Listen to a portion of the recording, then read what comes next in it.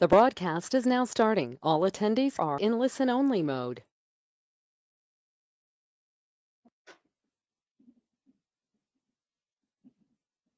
Hello, everyone. Welcome and thank you for joining us. My name is Isaac Jones, and I'm joined today by Dr. Xue Fan. Hey, everyone. And I'm our product segment leader for Flow and Level in San Diego at SonTek in San Diego, part of Xylem. And Dr. Xue Fan is our senior application engineer. Today, we're excited to introduce to you a brand new ADCP for discharge measurement.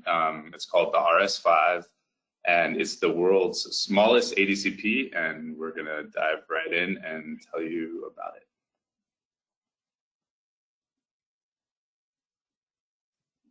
All right, so here's a quick outline of what we'll cover. So we'll give you the broad, very high-level view of what the RS5 is, why this ADCP, why did SonTek choose to produce this as the next product, and then what's unique about this ADCP, why you would choose the RS5, and then hardware features, the options available, the new RSQ software, and then talk about what we will send out following the webinar if you want further details.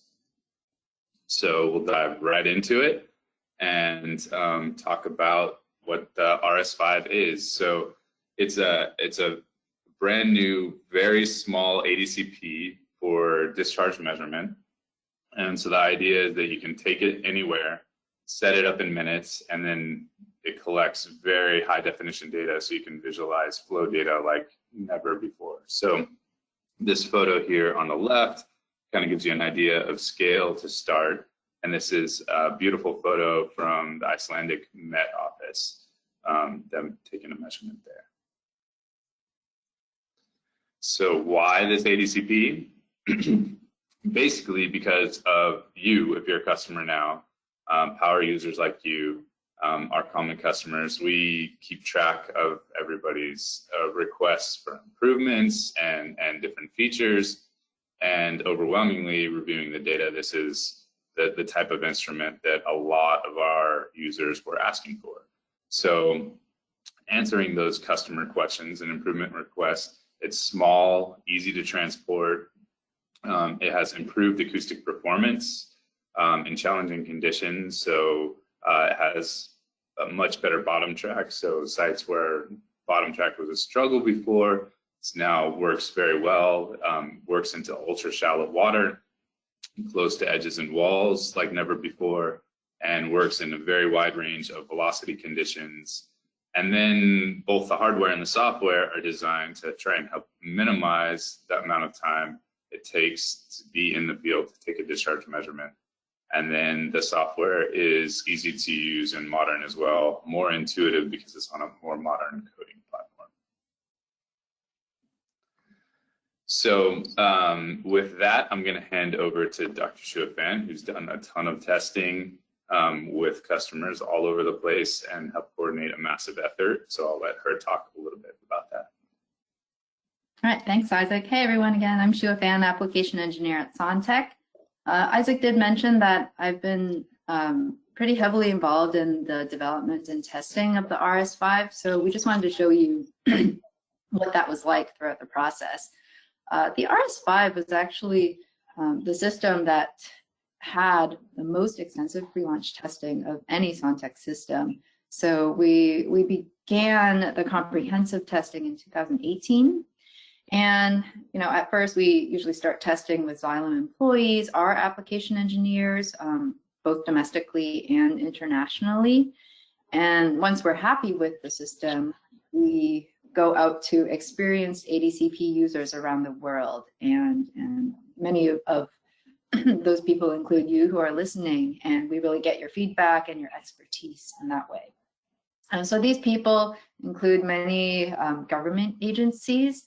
For example, the Environmental Agency in the UK, the Water Survey of Canada, government agencies in Australia, as Isaac mentioned, the Icelandic Met Office, for example.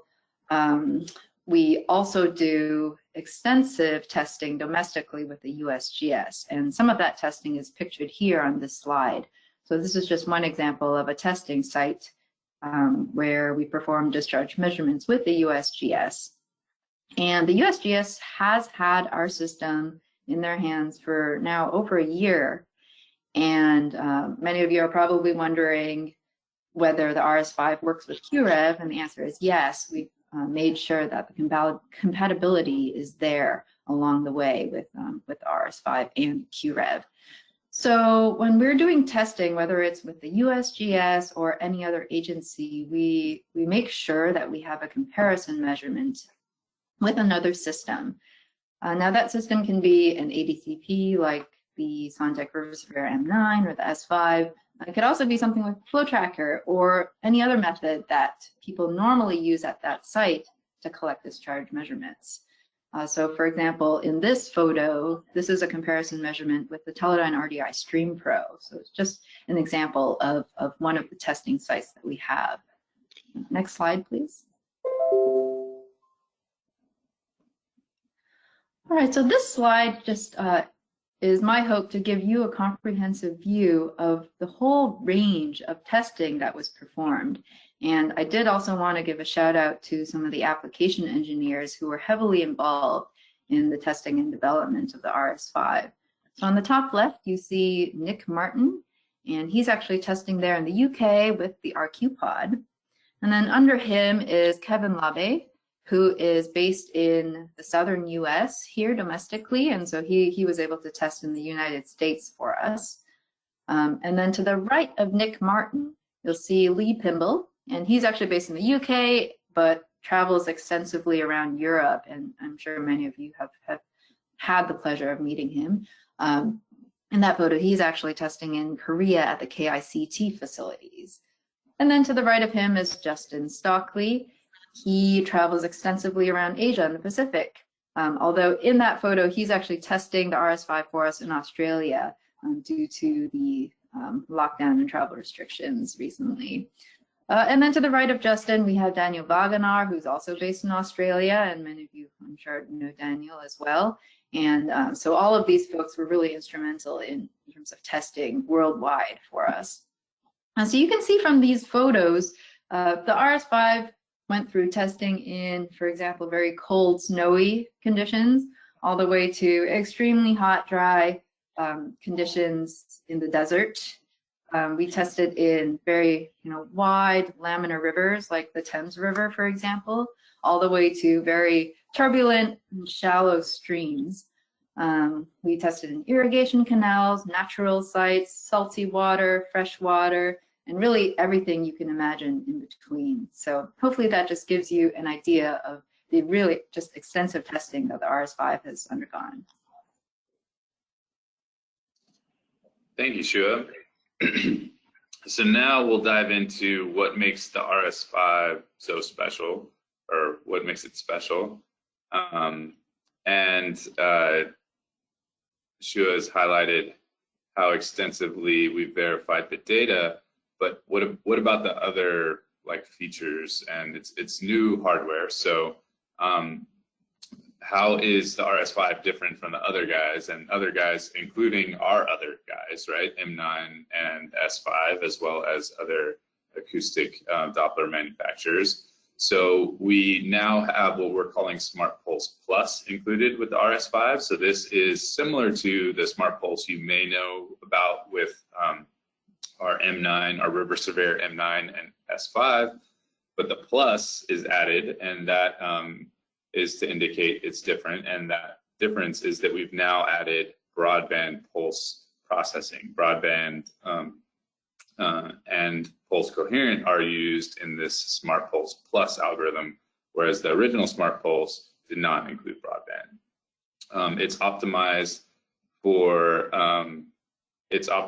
ultra shallow conditions. It has full broadband transducers, which is new for SonTek, and has much improved bottom tracking compared to, say, our S5. And then the RSQ software is a new and improved version of River Surveyor Live. It's intuitive and familiar if you're used to using River Surveyor Live, but it's on a new coding platform and includes some new features, a lot more post-processing options than in the past. But the most compelling way that the RS5 is different is the data that it collects, other than the hardware, of course, and the size, is the data that it collects. So without further ado, I'll let Xue talk again about some of this data that we've collected and seen. Yeah, great. So Isaac went through a couple points regarding the improvements in the acoustics, and we really feel like the data that we collected during the whole testing process kind of just speaks for itself. And once you have an RS5 in your hands, you'll be able to see immediately the difference in the data quality compared to any other ADCP available. So Isaac touched on broadband transducers and SmartPulse Plus algorithm. And the direct result of these improved algorithms is a higher resolution data set. So this is a data set from a testing site that we commonly go to. It's in Yuma, Arizona. And I'm showing here from the top to the bottom, you'll see the velocity or speed contours of the RS5 on the top, and then the M9, and then the S5, and on the very bottom, the Teledyne RDI Stream Pro. So moving from top to bottom, with the RS5 and the M9, actually, you'll see a kind of interesting velocity structure. And since we collect data here very frequently, we know that the structure is real. There's actually a copper dam upstream that was not fully demolished, and so the flow is kind of diverted a little bit. So you see those red patches near the right bank where there's a little higher velocities, and then kind of slower velocities on the left bank there. So that structure is actually real. And if you move down to the S5, the S5 in this case at this particular site was, due to the SmartPulse algorithm with the S5, was stuck in a mode that we call incoherent. And the result of that mode is that you'll see kind of these big, grainy, sort of patchwork-like cell velocity structures. So that's why you kind of are not able to resolve that velocity structure that you see with the RS5, for example. And then moving further down, you'll see the Stream Pro data. And with the Stream Pro, slightly different. You don't actually have this SmartPulse or automatic changing capability. And so the experienced users here will know that with the Stream Pro, you need to manually configure the settings before you actually take the measurement. So you have to know something about your site and how you'll take the measurement in order to set it up correctly. And so despite all the different settings that we tried to play with, this is sort of the best quality data set that we were able to achieve at this site. And it's very similar to the S5. You'll see kind of this graininess. And again, you're kind of unable to resolve that data, the velocity structure that we see with the RS5. So that's what we mean by the high resolution data. You're able to see the different features at a site that normally you might not be able to see with different instruments. Next slide, please. So Isaac did touch on the ultra shallow capabilities of the RS5.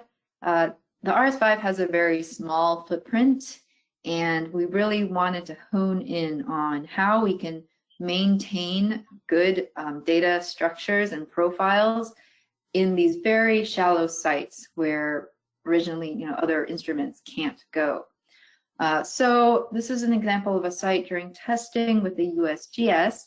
On the top is the RS5 velocity profiles, and then on the bottom there is the same site measured by the Stream Pro.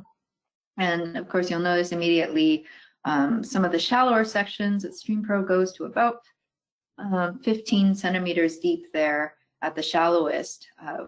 You're basically unable to resolve any of the velocity cells when you go that shallow. Whereas the RS5 on top there, you kind of see the velocity cells appearing throughout the entire transect. And so the RS5 is really a game changer for those ultra shallow sites where originally you couldn't put an ADCP and you would have to, for example, wait or use a flow tracker, that sort of thing. So we're really able to capture these shallow sites that we weren't able to before. Next slide, please. Right, Isaac did mention the improved bottom tracking, and this is a direct result of the improved acoustic algorithms, the SmartPulse Plus, as well as the broadband transducers. So this is an example of some testing data that was performed by the Icelandic Met Office, and you'll see from the snapshot of the site up on the top right there that the stream is quite silty. It's fed by glacial runoff there. So there's a kind of high sediment load. It's a very fast flowing stream. And you'll see that velocities there peak over 2 meters a second. So that's incredibly fast compared to at least what we know in the US. So the data you'll see here on the top is the ship tracks using bottom track and GPS with the RS5, and then the speed contour plot along the transect. And then on the bottom there, we have the same site measured by the StreamPro. Now this site in particular, because it's so fast moving and it's so silty, it actually has a moving bed. And you can see that appearing in the ship tracks on the bottom track there on the very top. Now with a moving bed, usually you want to use GPS as your track reference. And in this case, you can see throughout the whole transect with the RS5 that we're actually able to hold bottom tracking throughout the entire length of the transect. And unfortunately with the StreamPro, just due to the conditions at this site in particular, they weren't able to get bottom tracking data for about half of the transect. So normally if you don't have GPS, you could perform a loop moving bed test if you can hold bottom tracking the whole time. Then you can use that to correct for your moving bed. And unfortunately, as in the example on the bottom there, if you don't have GPS, then you might struggle at a site like this, even just to take your measurement. Next slide, please. And then just another example of the improved bottom tracking. This is a site in the UK that people know when they go there not to bring an M9, because historically this site has just been giving the M9 lots of trouble in terms of bottom tracking. The bottom substrate is kind of cobbly, it's highly variable, and usually people will bring a flow tracker or something else at the site. And so we'll be the first to say that we have definitely improved the bottom tracking with the RS5 compared to our own system, the M9 here. We really wanted to make sure that complaints like this at this site were addressed with the RS5 system. So the data here, I'm showing the RS5 speed contours, and then below that is actually the contours from the River Severe M9. And you'll see very strikingly that the M9 is basically losing bottom track about half the transect, and the RS5 is able to maintain it throughout the whole measurement. So these are just some examples of the improved acoustics. And many of these examples you'll be able to see in the technical paper that Isaac will mention at the end of this webinar, and you'll be receiving links to after this webinar is finished. So I invite you to check out the tech note. There are these examples as well as additional examples, and you'll be able to see the data and let it speak for itself in terms of the acoustic performance of the RS5. So that's all I have for you today, and back to you, Isaac. Thank you, Xue. So with that, those are some pretty compelling examples, but I'm going to move into when would you use the RS5? This is the most frequent question that we get from current customers. Many of them say, I have an M9, I have an S5, I have a flow tracker. Why would I need an RS5? I have the tools I need for the job. And it's a good question. It's a valid question. I have other ADCPs. Why would I need an RS5?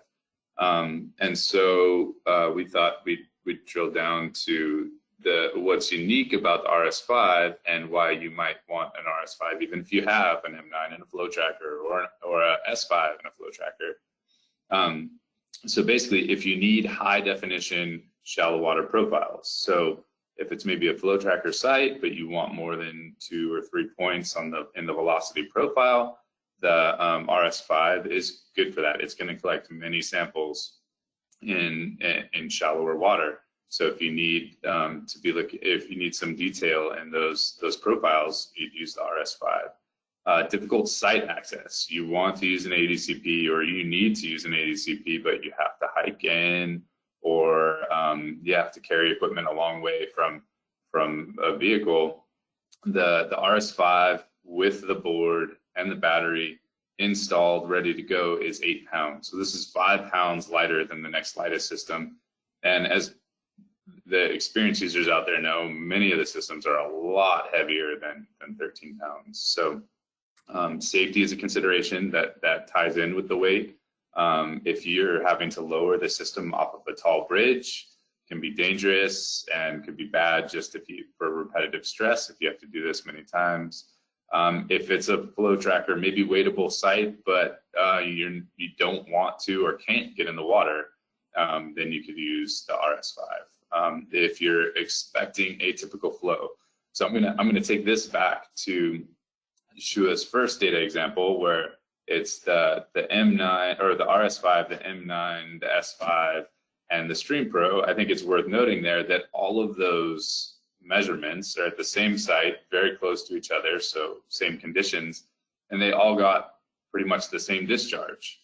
But the picture, the visualization is lacking. So if you don't know anything about the site, and you're trying to get a feel for, is the data I'm collecting with the ADCP, is this number at the end realistic compared to what I would expect? If you're looking at confetti, it's hard to get a sense for, did I really measure well with the acoustics? But if you're looking at a realistic flow structure, and you can look and verify it with what you see in the stream, then you can have some higher confidence with the discharge number that you get. So the experience that you have as a hydrologist, a hydrometrist, comes into play if you can actually visualize the flow structure in the data.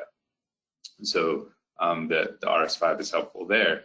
And then lastly, but probably not to be understated, is it's ecological and very easy to use. So it runs off of one single lithium-ion battery that will run all day continuously, multiple days if you're just measuring a site and driving in between sites and off and on.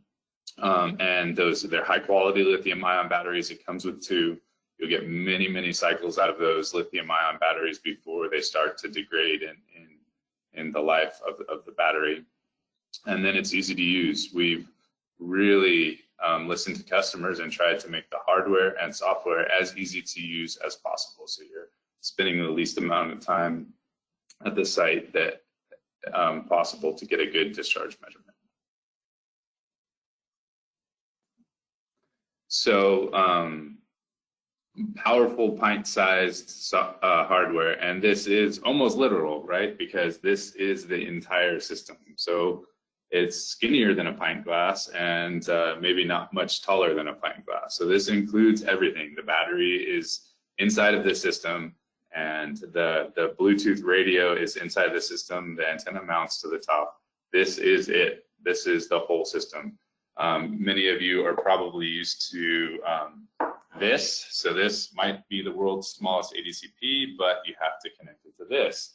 And not to pick on the Stream Pro, because our systems are similar, our older systems are similar, but and that's what's been available. That's what the technology has allowed until this point.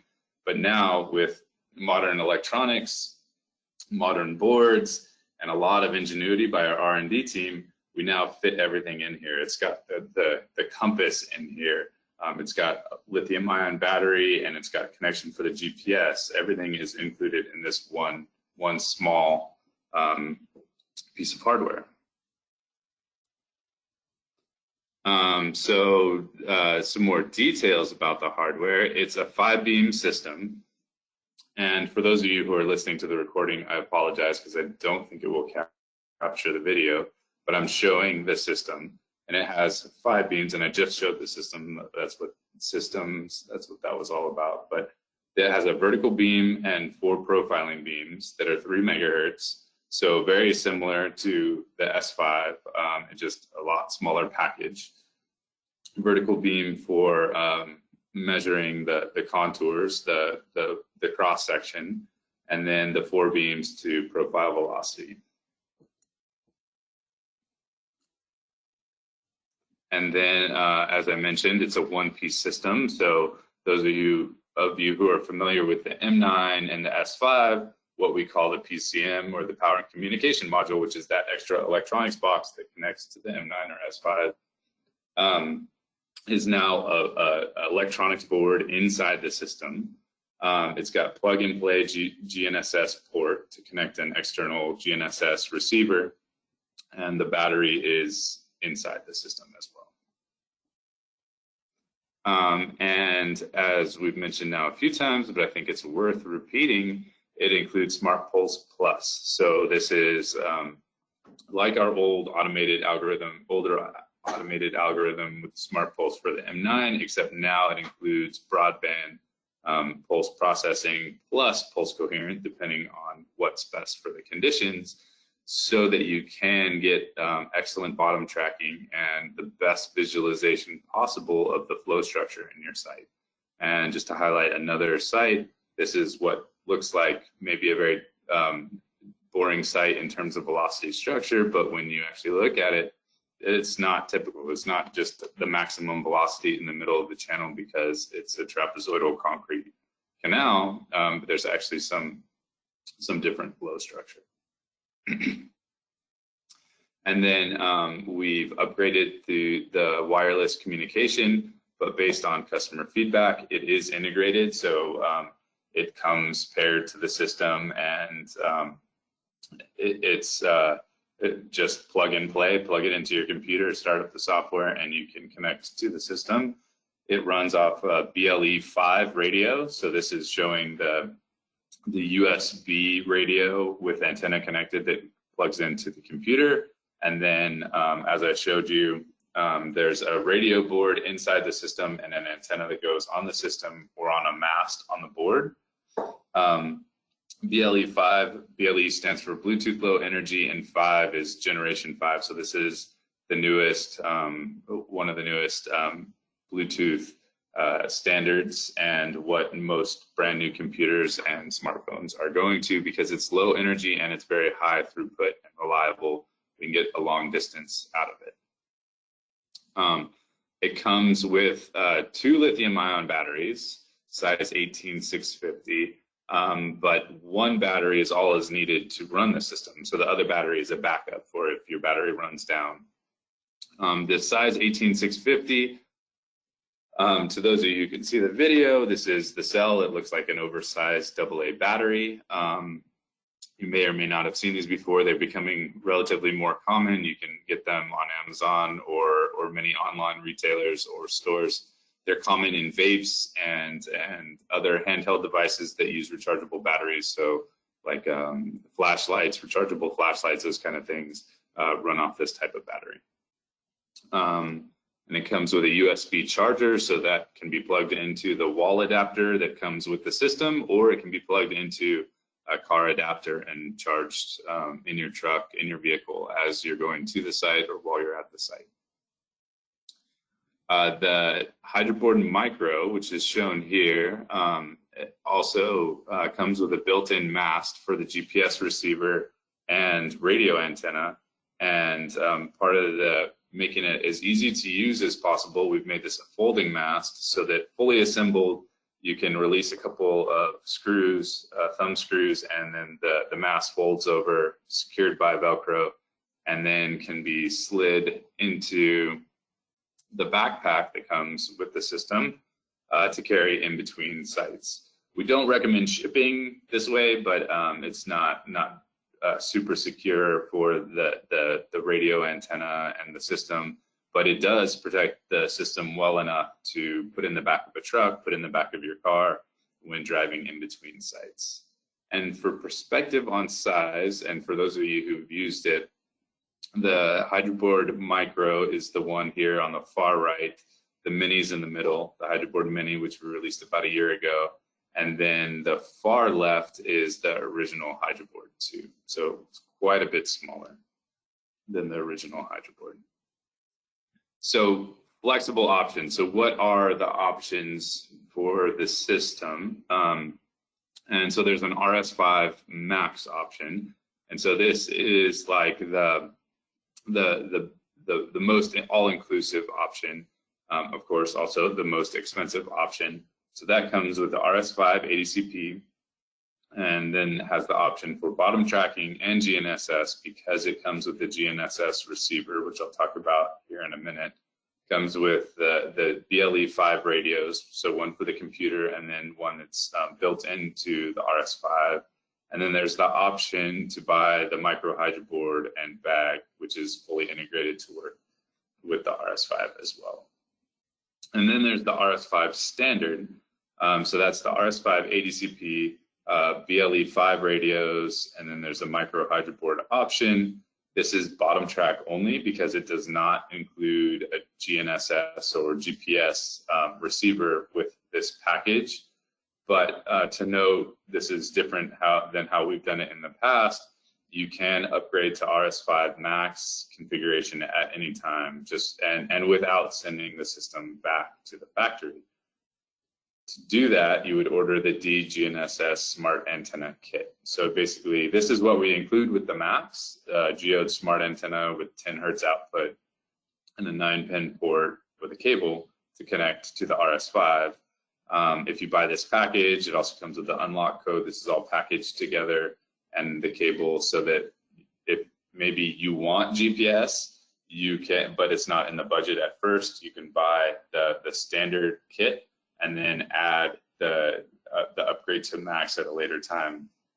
Also, a new option with the RS5 is that you can upgrade your standard to Max in that it will allow for the input of any other GNSS antenna. So an NMEA string coming in at 10 hertz can be integrated. Your own antenna can be integrated and used with the system.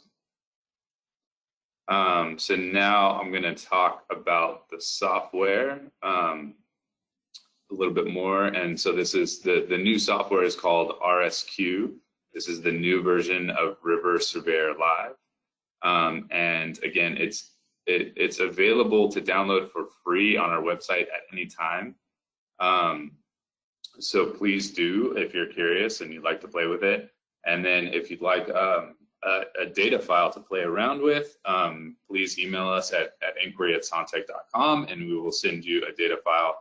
And this is twofold. You can look at the post-processing options, look at how the data is visualized, but then also we now have this new feature where you can do like a playback. So you can connect to a data file instead of an RS5 and play back the data as it was collected in the field.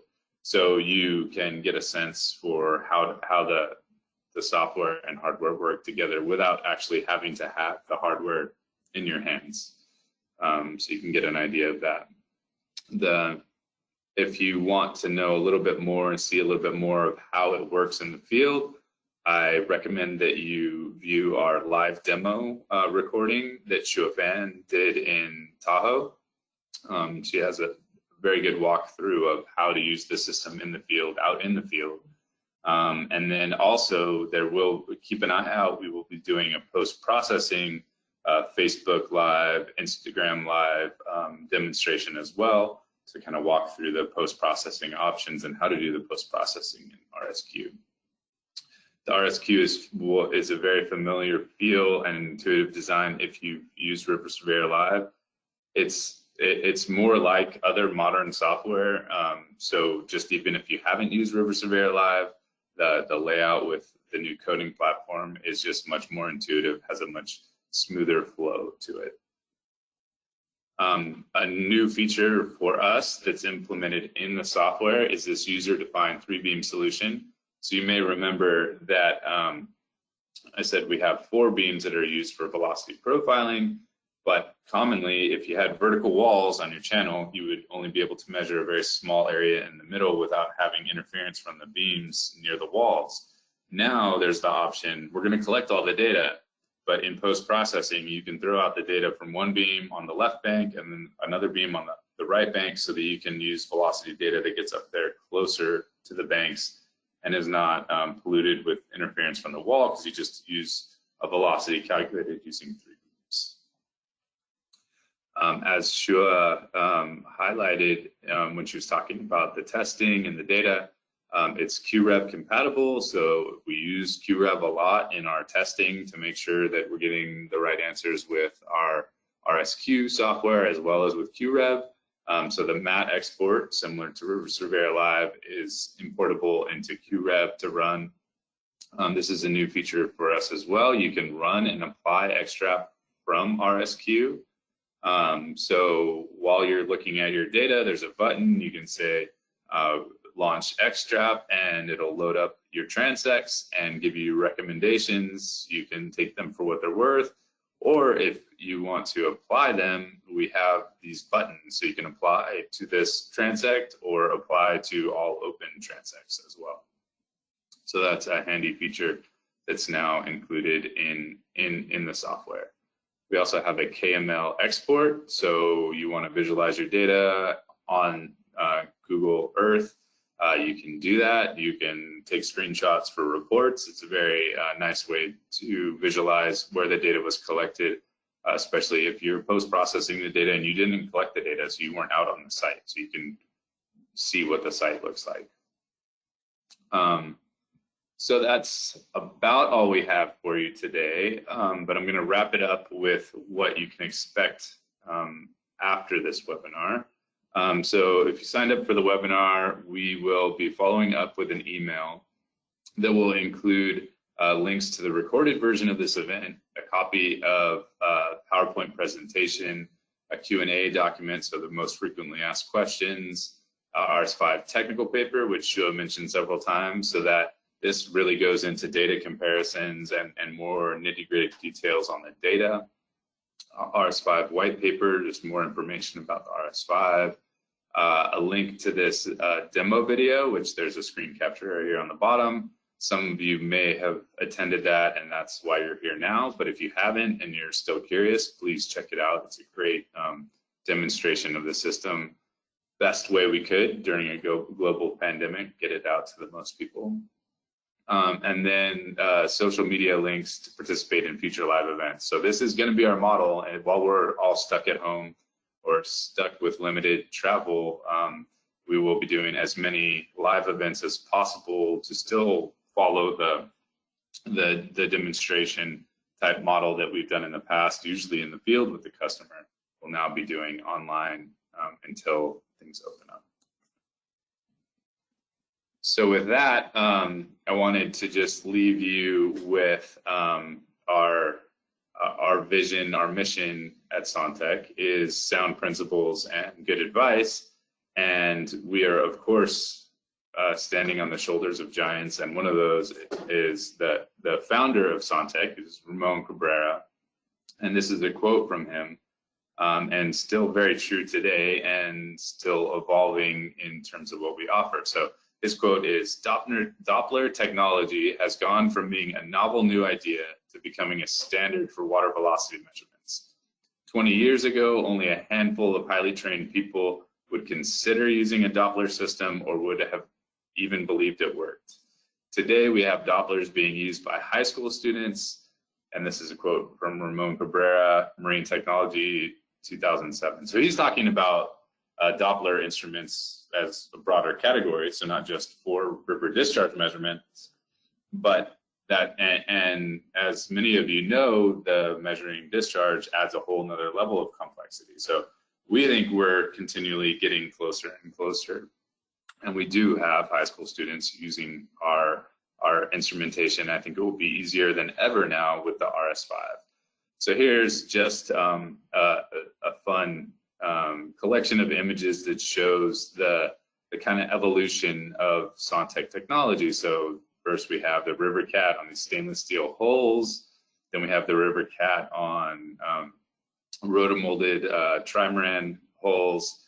Then we have the S5 with Kevin Labe, many of you may know, and the S5 on the old hydroboard. And then now we have the HydroBoard Micro, so lighter and more flexible than ever with the RS5. So very, very small, flexible package and collects the best data possible. And with that, leave you with this beautiful photo that was shared from the Icelandic Met Office of some measurements that they were making with an RS5, and we'll open it up to answer any questions. So thank you for joining. Thanks, everyone. And I don't think we mentioned at the very beginning of the webinar, feel free to type in your questions in the chat in the webinar dialogue, and we should be able to see those pop up, and we'll get right to the questions. So some questions coming in. Someone's asking what the maximum depth of the RS5 is.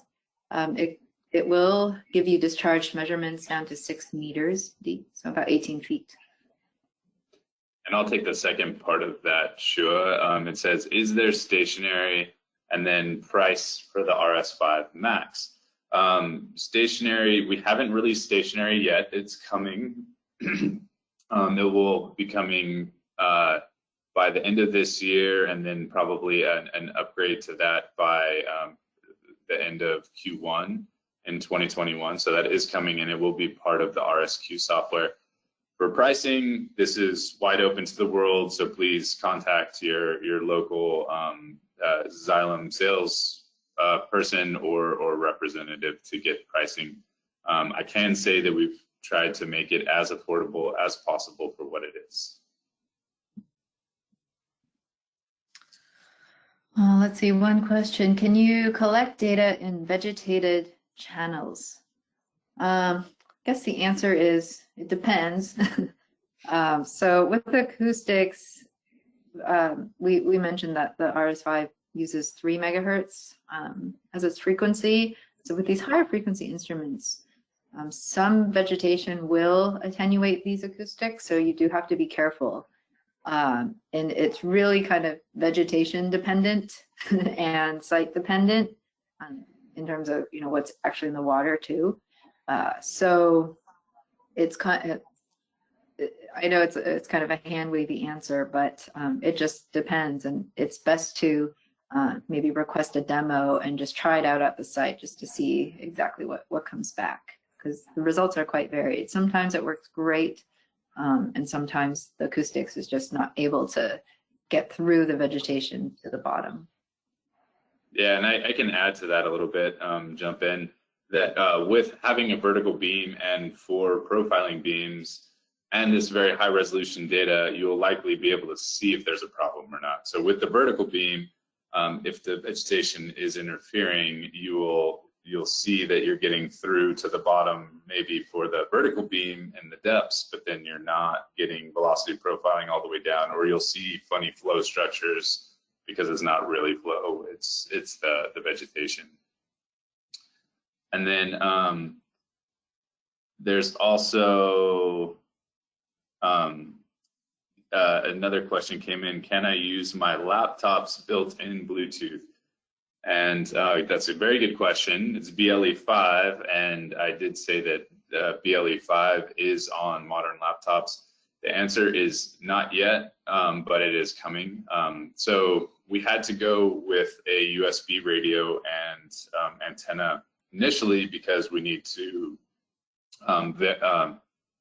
ensure to give a decent range, to meet a spec for the range and to make it usable.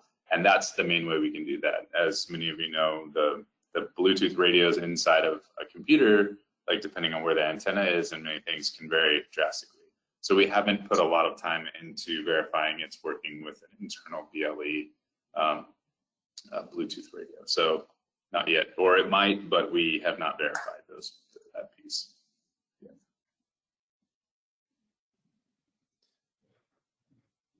And so we have another one. How did you improve the bottom tracking? Do you want to talk to that, Xue? Sure. Yeah.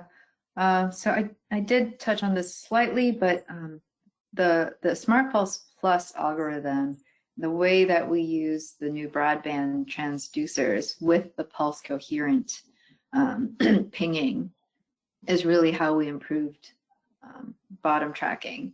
Now, if you're trying to compare to, for example, the Stream Pro, which also uses broadband and uses broadband for bottom tracking, our algorithms are actually pretty different. Maybe some of you can snooze through this part, but this is kind of getting a bit technical. But with broadband processing, you use these various, what we call these codes, and there are so many different types of codes you can use. And each code kind of hones in on a specific aspect of the velocity or the water or the bottom track. So depending on what combination of codes you use, you're going to get a different result for different conditions. So we were able to use very different codes compared to the Stream Pro, for example, and really kind of hone in on these problematic areas where we know and we've identified through customer interactions and testing and that sort of thing. We've identified that these are actually problematic and we need to address them. So without going into too much detail, that's basically how we've improved bottom tracking. And that's especially compared to the M9 and the S5, where we don't have the full broadband capabilities. And we're really using only the incoherent and pulse coherent techniques with the M9. Thank you, Xue. Another question, is there an app or PC only? So I assume that is referring to the RSQ software, and again, the answer is that's in the plan, but not yet. So that should be coming by the end of 2021 to have an app to run the system by. That's delayed for a couple of reasons, but I think it will be better for a delay. So if some of you may have heard updates where that was going to be with the initial offering, that's not, but it is still in the plan, that is still coming.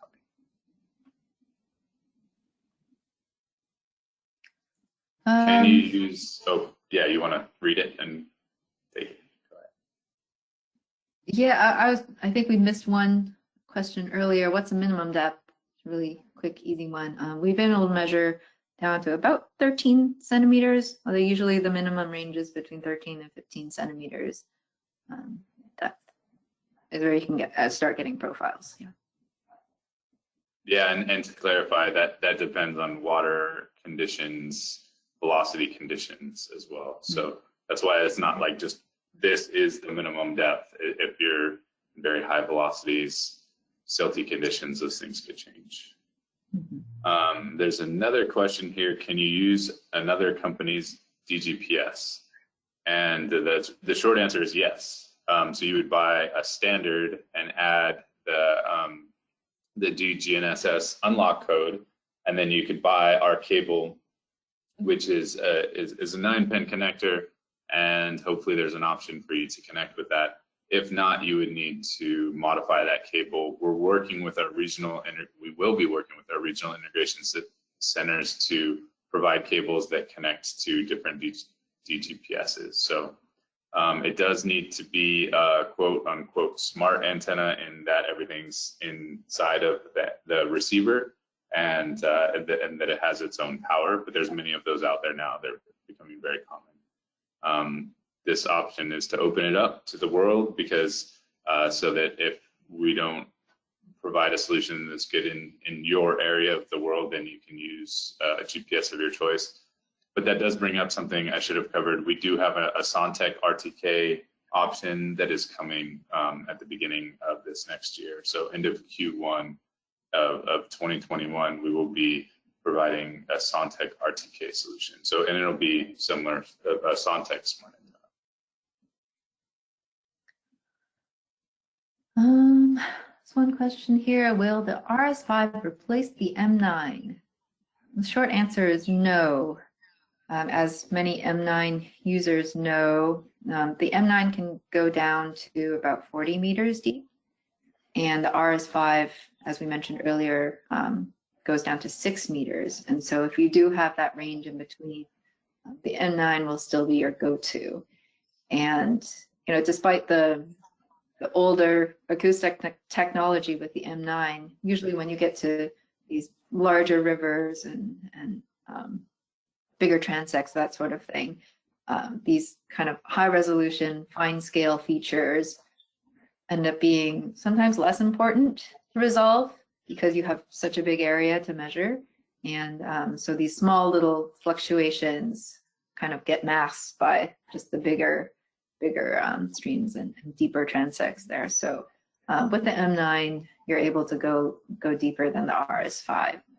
However, the RS5 is eventually going to replace the S5, especially when, as Isaac mentioned, we're coming up with the RTK solution. Then the RS5 will basically cover the capabilities of the S5, and the S5 will be discontinued. Yeah, thank you, Xue. So that's an important thing to note, is that the RS5 or the S5 we will continue to sell and through Q1 or till the end of Q1 of 2021, but then it will be discontinued because the RS5 is better, and once there's an RTK option, it's better in all ways. But for now, there's no RTK solution for the RS5, and the M9 still performs as well, almost as good as the RS5 in many of the in-between sites. Like, so it's getting a little bit deep for the RS5, but on the shallower end for the M9. So they're just different tools for different jobs, right? So you wouldn't use a massive wrench on a tiny little nut. You don't use the tiny little RS5 on the Mississippi because it's not optimized to go very deep in the water. It's made for smaller streams with more complex structures, and the M9 is for the bigger streams, deeper water, faster velocities.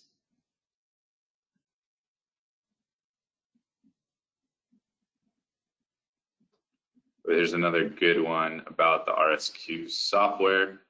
Is the RSQ software compatible with the M9? That's a very good question. You can't use the RSQ software to collect M9 data, but you can use it to post-process RIV and RIV-R files. So you can load in your files collected by your M9 or S5 and then post-process them using RSQ. But for now, you cannot. You have to use River Surveyor Live to collect M9 data files and RSQ to collect RS5 data files. There's a question, is the instrument able to measure in very clear or clean water? So kind of goes with all of our instruments and acoustics. The water that we measure needs to have some sort of little particles for the acoustics to bounce off of. And so with extremely clear, like, DI water, this is not going to work. So you do have to have particles. Now, if you're looking at maybe, mountain streams or something that's extremely clear, it's something that you need to kind of site by site test out with the acoustics. And usually you will find scatters in the water. Things like tap water, for example, there's usually enough just to get some sort of signal. Now, with the with acoustics in general and ADCPs, when you get into very clear water, you end up having your signal kind of just attenuated, and so you're not going to be able to measure as deep, and you're not going to be able to go as far. But if you have just kind of tiny bits and pieces, you might be able to get something. So it's just worth a shot if you know that you do have clear water. Good question, and thank you, Xue. There's another question here. Will it be adapted for use in a catamaran type boat? Also a good question. And so what we will be offering but don't yet is just an adapter that fits basically an M9 or S5 well. So if the boat float was designed to fit an M9 or an S5, then we're going to sell an adapter that you can clamp around, secure around the RS5 and make it fit down into that same well. So if it's designed, the answer is if it's designed for an M9 or an S5, then yes, but we don't have an adapter yet. I think we have time for one or two more questions. Let's see. Is there an internal recorder on the RS5? So I'm guessing that's an M9 user because you're used to internal recorders and downloading your data, especially if you lose communications throughout your transect, then you can have the recorder as a backup. There is not an internal recorder in the RS5, and that has to do with how we designed the very small housing. However, there is what we call a data buffer in the software. So if you lose connection during your transect, you'll basically have 5 minutes to reconnect. And hopefully within those 5 minutes, you'll have realized that you lost communications and you'll try to reconnect. And once you do, the data buffer is going to fill in all that missing data for you in the right order. So if you do happen to miss some data packets as you're losing communications for whatever reason, you will have that as a backup, kind of just to backfill your data for you. We still have a few more minutes, so that's a good question, and I have one more that is, can I get a discount if I trade in my old ADCP from another company? We don't have an official trade-in, trade-up promotion going right now, but I guess anything could be possible. Contact us, contact your local sales representative, and we'll talk.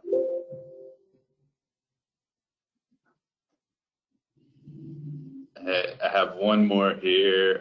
Is it HYPACK compatible? So for those of you who may not be familiar, HYPACK is our sister company within Xylem that makes software to do bathymetry mapping, volume calculations in rivers and reservoirs. And the M9 is integrated to use HYPACK. Know that RS5 is not integrated with HYPACK, and there's no plan to for now, because it's a discharge measuring focus with the ADCP, and it's a higher frequency than the M9, so it doesn't get as much range, so there's not as much cross application with the surveying side of things.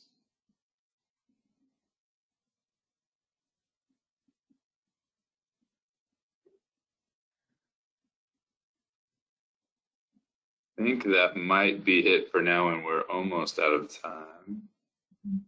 Let's see. I think we'll wrap it up there. And again, just as a reminder, keep an eye out in your email. We'll be sending out a follow-up that has links to those resources we mentioned, but then it also has an FAQ document. And my chat window is tiny. If we missed a few of your questions, I apologize, but we will address all the questions asked in the question and answer document as well. So keep an eye out for that. Remember, you can download and try the RSQ software for free right now, and it doesn't have the sample data file with it yet, but if you contact us at inquiry@sontek.com, we'll be happy to send you an example data file, and so you can play around with the post-processing and run it in the simulation mode and basically see what it looks like to be connected to an RS5. So please contact us also if you have any other questions. Thank you very much for joining us today. Thank you, Xue. We appreciate the opportunity and your attention. So have a great day or evening, and we hope to see you in person sometime in the not too distant future.